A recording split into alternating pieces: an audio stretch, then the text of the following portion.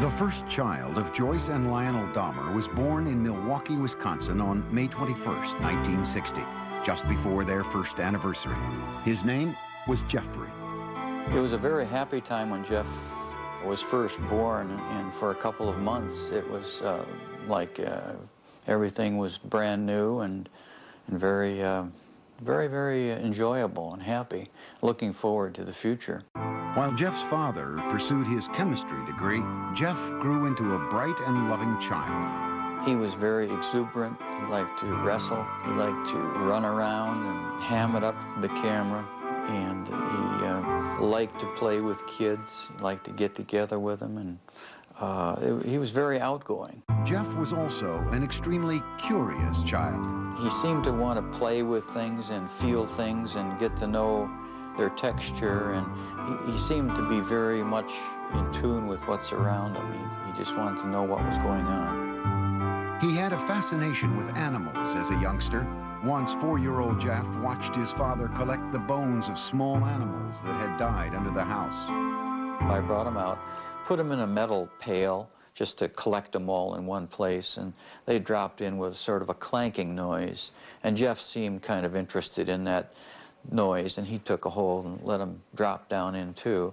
You know, in retrospect, everything looks grim and dark and sinister. You know, like, could that be the start of something evil? Well, I have to admit, it's simply just the curiosity of a child.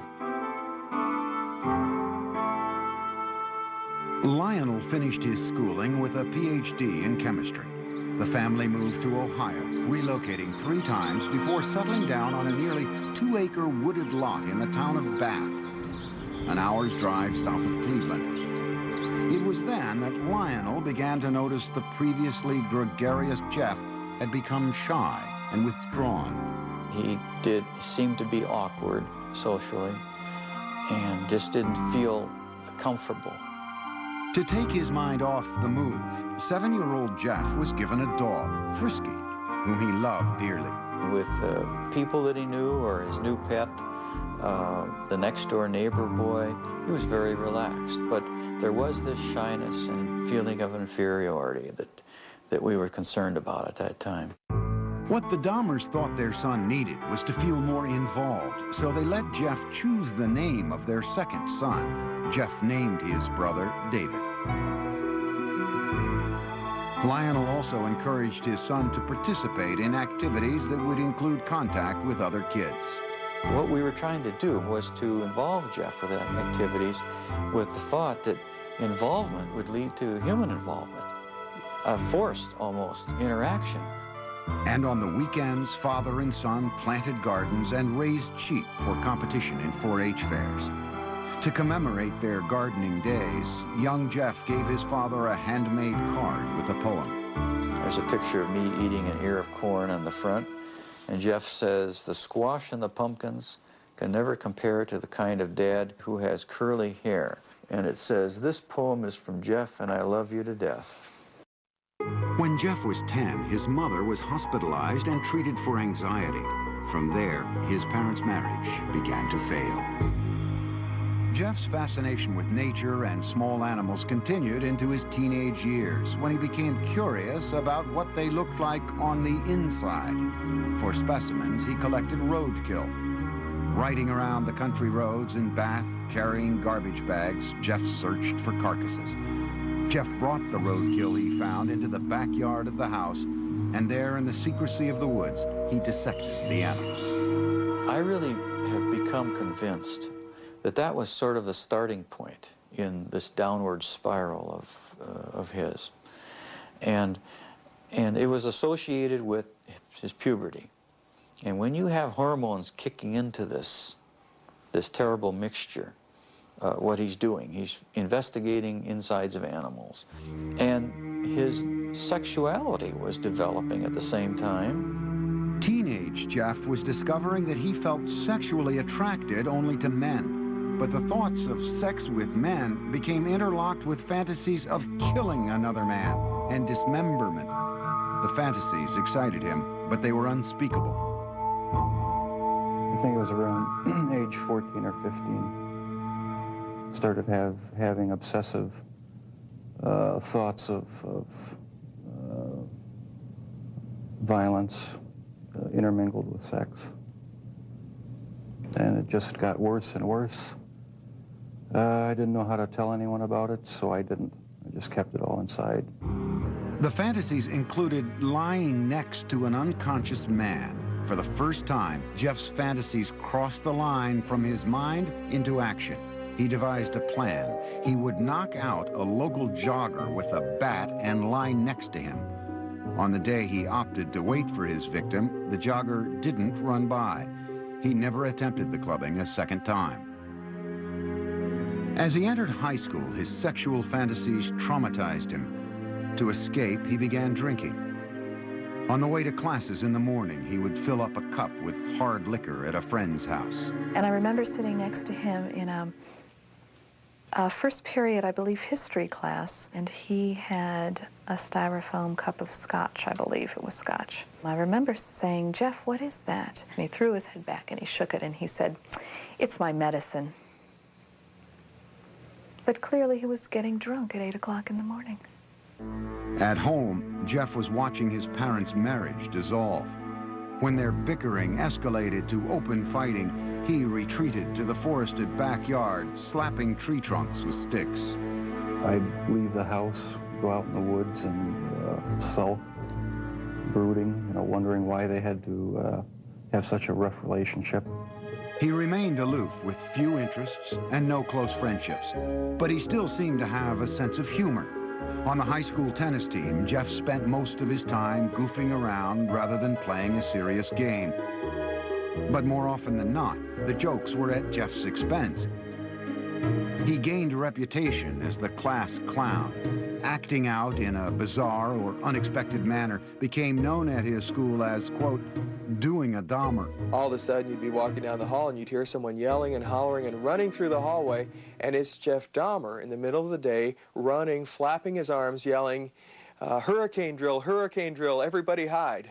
At one point, Jeff collected money from classmates in exchange for a show at the mall. And a woman is handing out samples of sunflower seeds, and Jeff is taking one, and then another, and being very polite, like he always was, and then just spits them out all over the place, and starts yelling at the top of his lungs, "I'm allergic, I'm allergic, I'm allergic," and runs away. During his junior year, Jeff went along on a school-sponsored trip to Washington, D.C. And Jeff said, "I have an idea, let's go see the vice president."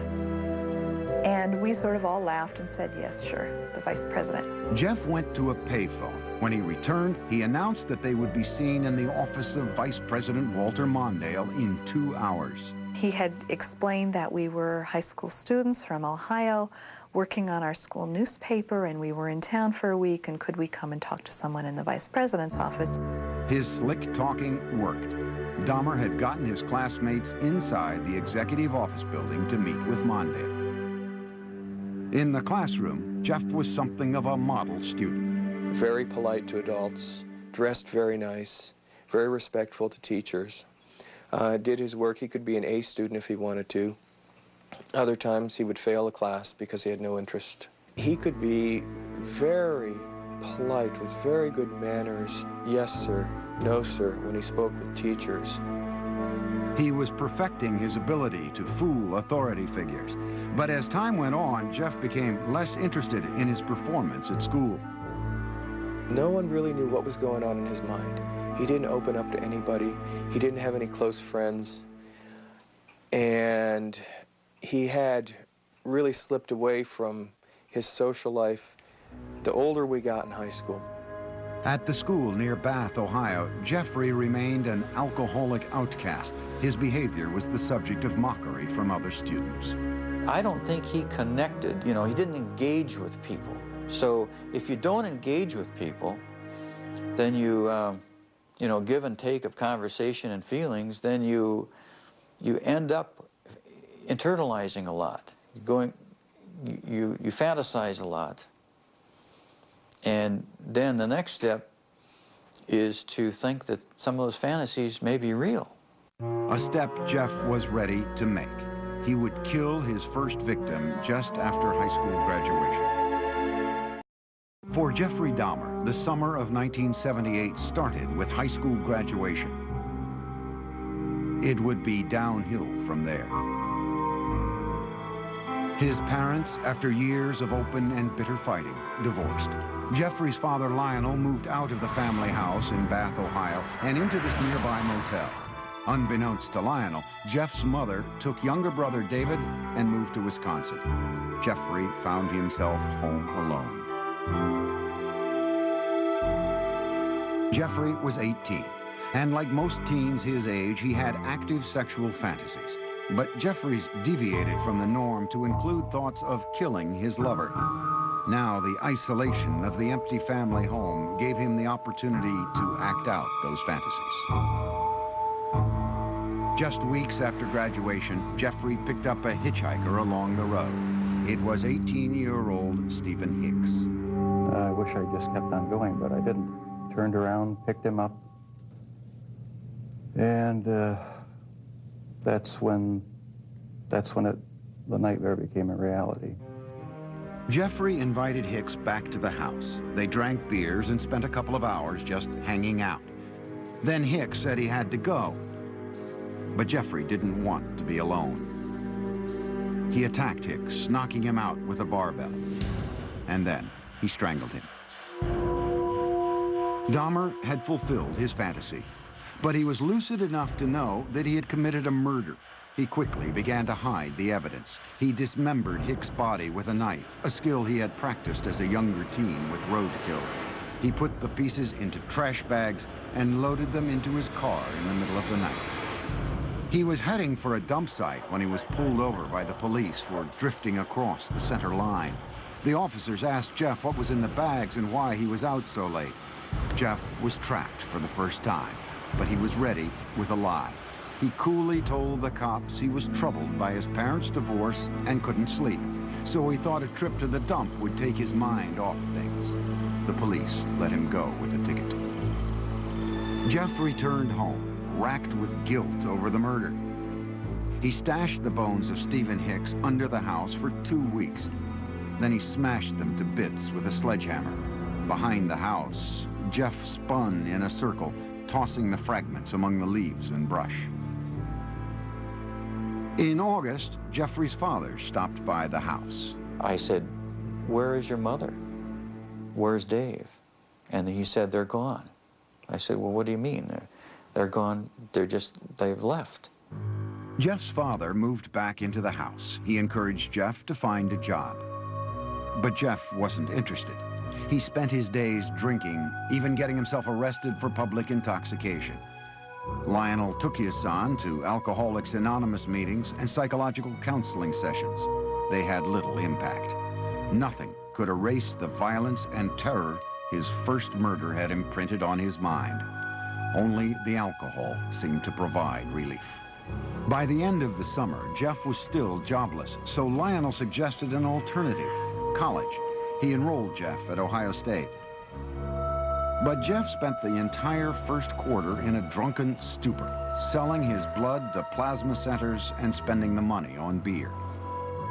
Predictably, Dahmer flunked out and returned home. I said, "Jeff, the doors are closing. I think perhaps that the armed services might be something that you need." Like all the other choices that had been made for him, Jeff passively went along with his enlistment. After his basic training was complete, he left for an Army hospital in San Antonio, Texas, where he was given specialized instruction as a field medic. There, Dahmer learned more about human anatomy. For one of the first times in his life, he was excited about what he was doing, responding to instruction and discipline. After 6 months in the Army, his sluggish body had become lean and strong. Normally shy and reclusive, Jeff became outgoing, even smiling. But the mood swing was temporary. The Army sent him for a tour of duty in Germany, and there, once again, Jeff emptied bottle after bottle. His superiors noticed and gave Dahmer an early discharge. He went directly to Miami Beach without contacting his family. He worked in a sandwich shop and lived out of a motel. When his booze bills exceeded the room costs, Jeff took to sleeping on the beach. And he was terrified one night when a rat, big, huge rat, came crawling over him, and he called us. He said, he needs some money. I said, we won't send you money, but we'll send you a ticket. You come home. So I met him at the airport, Cleveland Hopkins Airport, and he had a smile on his face. But as I got closer, it wasn't a smile of happiness, it was a smile of inebriation. Lionel tried for a year to help his alcoholic son, to no avail. Jeff was sent to stay with his father's mother near Milwaukee. There, he seemed to find some stability at last, making a concentrated effort to turn his life around. He stopped drinking, went to church with his grandmother, and he fought what he believed were immoral homosexual urges, which eventually led to his inescapable fantasies about murder. Dahmer even found jobs, first at a blood bank and then working nights as a chocolate mixer in a candy factory. But the lifestyle of church-going and right living, as he called it, didn't last.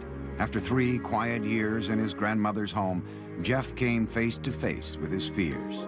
At the library, a man handed him a note offering sexual favors.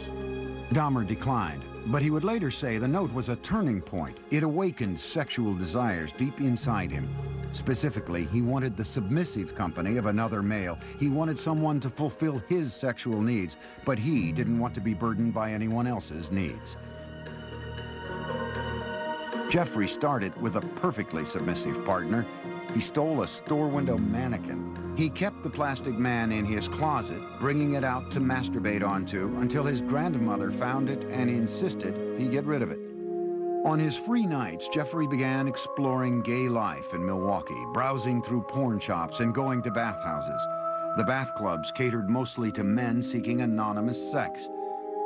To make his partners there submissive, Jeffrey gave them drinks laced with sleeping pills. When they fell unconscious, he would lie down next to them, listening to the sounds of their bodies, their heartbeats, their stomachs. But the drugging experiments ended when one man overdosed and spent a week in the hospital. Jeff was asked never to return to the club. But he then discovered the gay bars and discos of Milwaukee. These would become the killer's favorite hunting grounds. By his late 20s, Jeffrey Dahmer was settled in Milwaukee, living at his grandmother's and prowling the city's gay scene. No one suspected that this reclusive loner with boyish good looks was on his way to becoming a psychopathic serial killer. He did take pleasure in the fact that he was in control of his own little world, that nobody knew what was going on, that he was the master of it. Dahmer could fit in with any group, and you wouldn't say, oh, he must be crazy, or he must be a killer. That's why he was so successful. He was not a repulsive individual. Certainly not in Milwaukee's gay nightclubs. We have it on good facts that he was considered somewhat of a honey in the gay community, that people found him attractive. Several people told us that he was the kind of guy that you wanted to take care of, you wanted to baby him. But Dahmer had very specific requirements for his men. He chose a body style. He liked long, lean, smooth, muscular body styles. And it didn't matter if they were black, white, yellow, red, or brown. If he found them attractive, he would try to get them. In November 1987, Dahmer met 25-year-old Steve Toomey at a downtown club called 219. After a few drinks, they left the bar for a night at the nearby Ambassador Hotel. Dahmer used an old trick to get Toomey into the submissive state he craved. I had put some sleeping pills in his drink to render him conscious. And was just going to spend the night with him. When I woke up in the morning, my forearms were bruised, and his chest was bruised, and blood was coming out of his mouth. He was hanging over the side of the bed. And I have no memory of beating him to death, but I must have. But Dahmer didn't panic. He went out and bought the biggest suitcase he could find. At the hotel, he crammed Toomey's body into the case, dragged it into a taxi, went back to his grandmother's house, and dismembered Toomey in the basement. That's when the obsession went into full swing. He decided after that second death that he would no longer attempt to control his desires, that he would give full rein to them, yield entirely to them, and after that his life became the pursuit of unmitigated sexual pleasure. Dahmer now decided to pursue his fantasies of ultimate control. It was no longer enough to have his partners submissive just for a night. He wanted to keep them that way forever. So with the intent to murder and then butcher the men he picked up, Dahmer returned to the clubs. At a bus stop outside 219, he met 14-year-old James Dockstader. Dahmer offered him $50 to spend the night with him. They took the bus back to Dahmer's grandmother's. While she slept, Jeff and Dockstader had oral sex. Then Dahmer drugged and strangled him, his preferred method for killing. He stated in no way did he ever want to hurt anybody, as funny as this sounds. That is the reason why he killed everyone by strangling them, because not only did he get the power and the thrill of committing the murder, but it was also the most humane way. With Dockstader, Dahmer further explored his dark fantasies. He hid the body in the basement for a week and continued to have sex with it. Most serial killers are sexual deviants who are social and psychological sociopaths and sexual sexualpaths who kill people for their own sexual gratification. Dahmer's was different than that. He was a true necrophiliac. He was trying to have sex with an unconscious or dead person. Once James Dockstader began to decay, Dahmer dismembered him in the basement near a floor drain, just as he had with Toomey. Dahmer was now drinking heavily again, especially on the nights he planned to murder. By the time he killed, he would be stone drunk. He drank because his conscience was so strong. This isn't a man that didn't know the difference of right from wrong. 2 months after killing Dockstader, Dahmer picked up 21-year-old Richard Guerrero from a Milwaukee bar, again offering him money to spend the night. In a familiar pattern, Dahmer drugged and strangled him. He spent a few hours with the corpse before dismembering it. He then placed the body parts into trash bags for the city garbage collection the next day.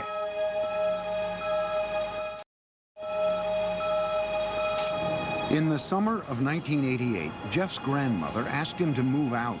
She had been troubled by Jeff's late hours, the mannequin in his bedroom, and now unidentified foul smells from the basement. He took an apartment on Milwaukee's west side and immediately accelerated his downward spiral when he approached a 13-year-old boy on the street and lured him into the apartment. Inside, Dahmer scared the boy by fondling him, and the youngster ran from the apartment. Dahmer was convicted on second-degree sexual assault charges only. The murders were still his secret. He was sentenced to 1 year in a work release program that required him to spend his nights in a prison dormitory while he continued working at the chocolate factory. In the 10 days before he began his sentence, Dahmer struck again. He met 26-year-old Anthony Sears at the gay club La Cage and killed him. He mummified Sears' head and genitals and kept them inside his locker at the chocolate factory. Towards the end of the work release term, Jeff's father wrote to the judge and urged him to put Jeff in an alcoholic treatment program, writing, "I have tremendous reservations regarding Jeff's chances when he hits the streets." No program was ordered. Jeff was released 2 months early. He moved into another low-income neighborhood in Milwaukee. The rent at the Oxford Apartments was cheap, and the location was close to the gay clubs.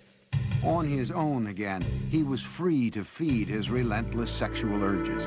Within 3 weeks of his release, Dahmer began a 1-year killing frenzy.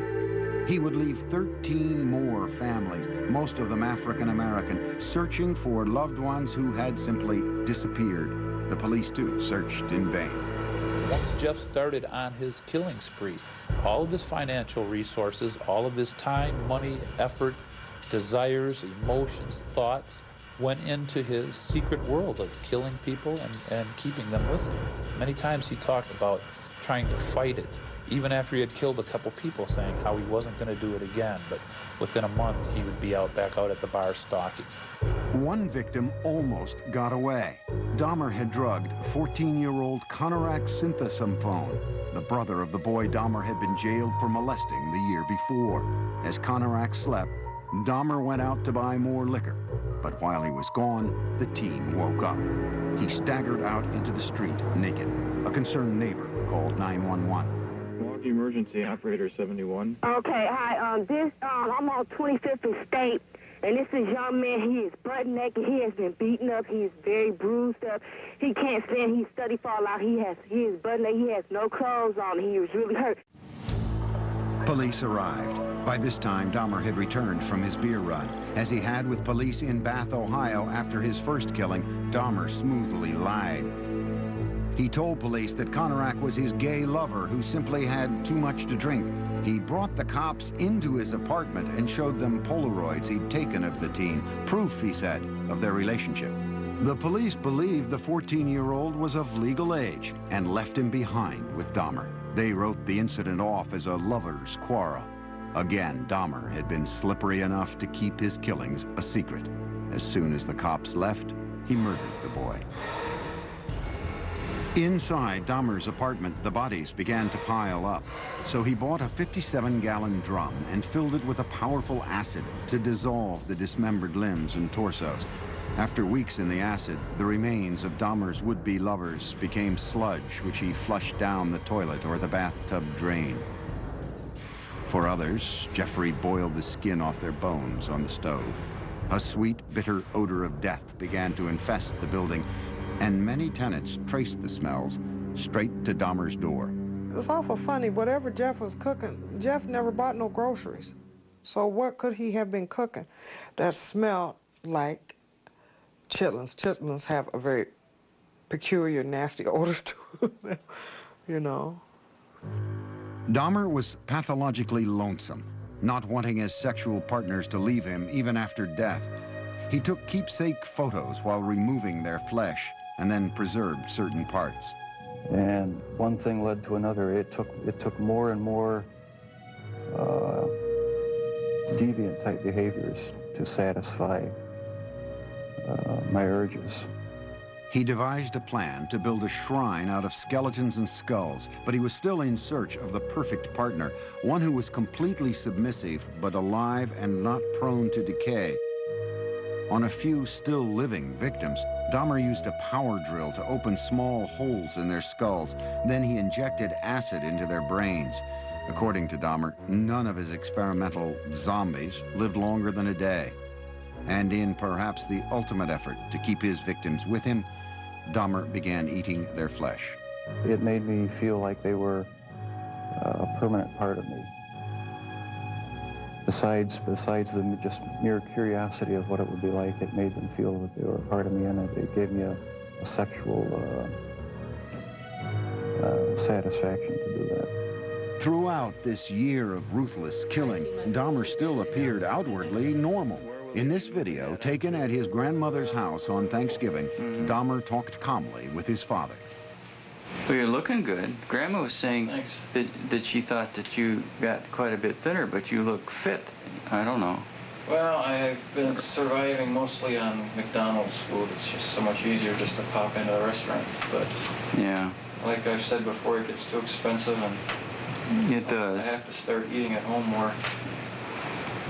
It's amazing how he could sit there and appear like he's, you know, clean cut, nice jacket on, and talking very hopefully about his job, intelligent. It's amazing how much a human being can hide from another human being. But careful as he was, Jeffrey Dahmer was about to run out of good lies. In July 1991, the city of Milwaukee discovered a serial killer, 31-year-old Jeffrey Dahmer. One man, Tracy Edwards, had managed to escape from the horrors of Dahmer's apartment and flag down a passing patrol car. When the officers entered the apartment, they found 83 Polaroids of bodies in various stages of dismemberment. There were more shocking discoveries in the kitchen. There were 4 fully enfleshed skulls still there, sitting in a refrigerator. One of the officers said he opened the icebox. He heard a scream. It was only later that he realized that it was he himself who had screamed. TV news cameras rolled as what was left of the victims was carried out.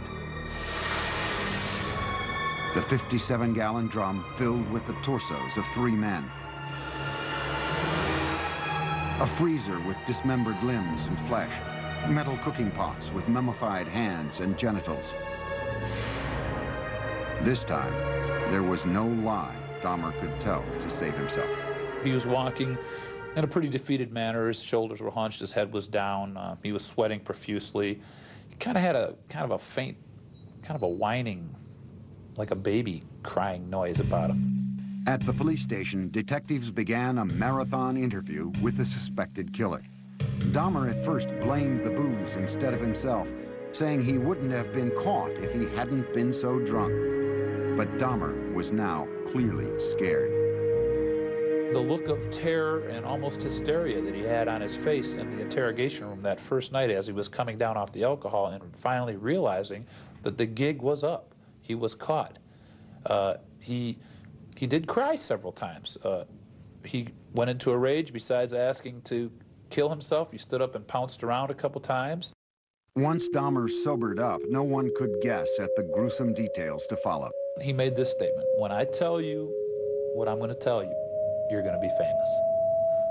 And I tried to say, look, Jeff, there's nothing that you can tell me that is going to freak me out. And he laughed at that. He said, you don't know what I've done. Dahmer spent the next 6 weeks with the detectives, recounting the murders of 17 men, a 159-page confession. It seemed cathartic to Dahmer to finally get the deeds of the last 13 years off his chest. With the information from his confession, investigators went back to Dahmer's childhood home in Bath, Ohio. They raked up the shattered bones of Stephen Hicks, Dahmer's first victim. The Milwaukee County coroner started matching skulls with torsos, and the police began the sad task of notifying families. Dahmer pleaded guilty but insane. The issue of his sanity would be the sole question before the jury. You know immediately that it's going to be probably an insanity defense. What can you argue? You can't claim self-defense. You can't say you don't know how those bodies got there. Wisconsin had no death penalty, so if the jury found him sane, he would spend the rest of his life in prison. If they found him insane, he would be imprisoned in a mental facility. Dahmer himself couldn't understand why he enjoyed fantasizing about murder. Jeffrey thought he was the devil. Jeffrey thought he was so evil that he was equal to the devil. And he knew there was something wrong with him, but he didn't know what it was, but he never categorized himself as being insane. The man who entered the Milwaukee County courtroom in January 1992 appeared completely normal until the words of his confession were read in court by Lieutenant Dennis Murphy. He related this was a person he really liked. He indicated that he had filleted his heart and kept it in the freezer, and he also kept his bicep. He indicated that he had eaten the thigh muscle of this subject, but it was so tough he could hardly chew it. He then purchased a meat tenderizer and used it on the bicep. Dahmer's father, Lionel, sat in the courtroom beside his second wife, Sherry, stunned by what he heard. No one softened the blow for us. No one told us, no one prepared us with any of these details. How could this be? How could I have not known about it? Dahmer's crimes seemed to be devastating proof of insanity. What else could explain the actions of a man who had sex with the dead, dismembered their bodies, preserved their skulls, and ate their flesh, all for sexual gratification? But the law has a very strict interpretation of insanity. Dahmer's defense team had to prove two things. One, that he indeed suffered from a mental disease, and that it kept him from knowing right from wrong. Necrophilia, a compulsion to have sex with the dead, is recognized as a sexual disorder, but it does not make one legally insane.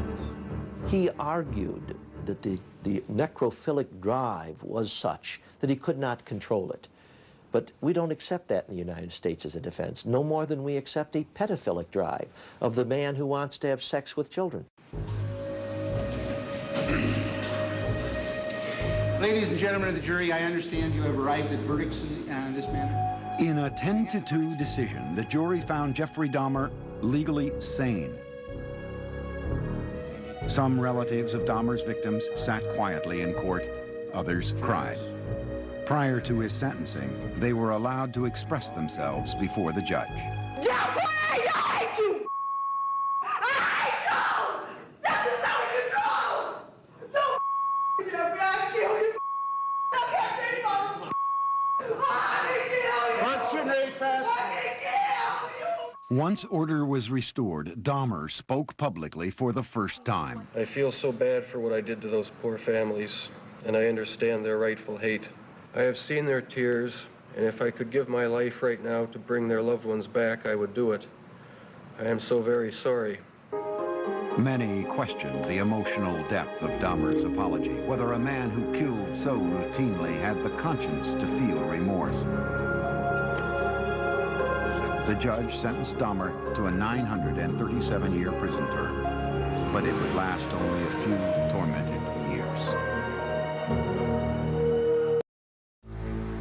Jeffry Dahmer's final home was the Columbia Correctional Institution in Portage, Wisconsin. His former residence at the Oxford Apartments in Milwaukee stood as a painful reminder of the lives that ended there. So in November 1992, it was demolished.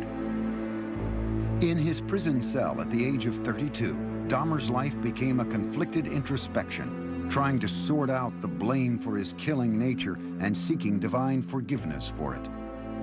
He had spent time in church as a boy and with his grandmother as an adult, but had lost his religion during the murder spree. Dahmer placed the blame for the murders on his atheistic beliefs and the theory of evolution. He said, if it all happens naturalistically, what's the need for a God? Can't I set my own rules? Who owns me? I own myself. Yet Jeffrey was still a contradiction, for he was always quite willing to blame the devil for taking over his soul. The serial killer wondered now what would happen to him when he died. Dahmer decided he wanted to be baptized. Evangelist Roy Ratcliffe was called by the prison minister to talk with the inmate in April 1994.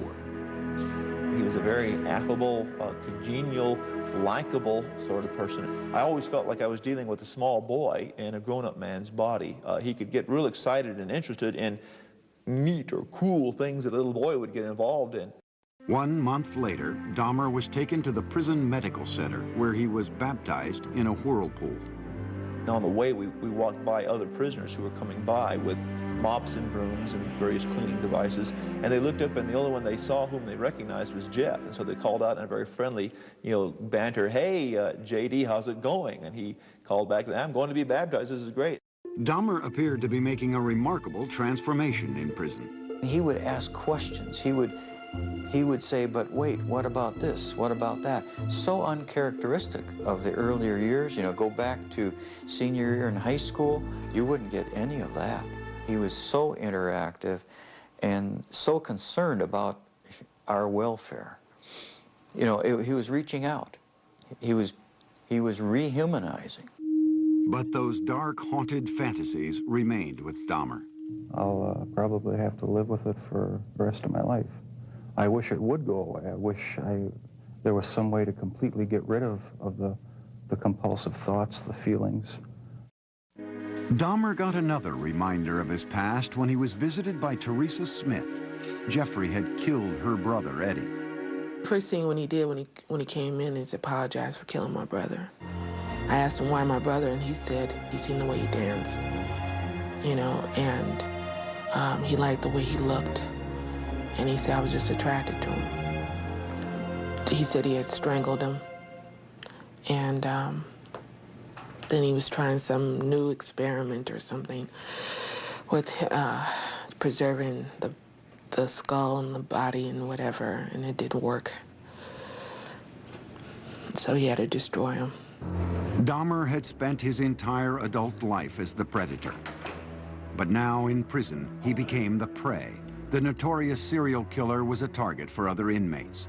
In August 1994, he was attacked in the prison chapel with a crudely fashioned knife. He survived. But on November 29th, 1994, inmate Christopher Scarver, who called himself Christ, bludgeoned Dahmer with a metal rod from the prison gym. Dahmer died on the way to the hospital.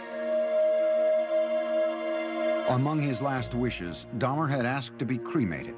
His ashes were split between his mother and father. There are statements in his will and testament that say, I don't want a marker, I don't want a grave, I don't want a funeral, I don't want any kind of... He's saying, I want to be wiped out. But the horrible questions that his life of killing posed do continue, and they defy answers. Is a mystery of mysteries that will never be solved, even if he lived. I don't know that what he was all about would ever be solved, except maybes. It's hard when there's no explanations. Sure, there were red flags in Jeff's life, but no one knew about him. He was so secretive and so careful.